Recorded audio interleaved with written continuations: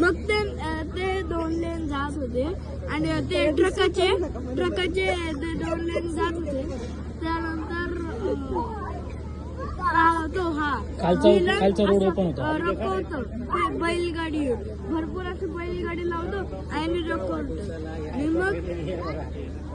आणि मग असे ह्या ट्रकवाले पुष्पाला कॉल लावतात आणि मग पुष्पा म्हणतो की गाडी म्हणजे ऍक्सिलेटर दे आणि उतरून जावं. ऍक्सिलेटर उतरून जातात आणि मग तो विलनकडे एक बंदूक असते, ते डायरेक्ट ट्रकच्या इंजिनलाच फुटतो, धडाक धडाक. मग ते सगळे ट्रक फुटून जातात.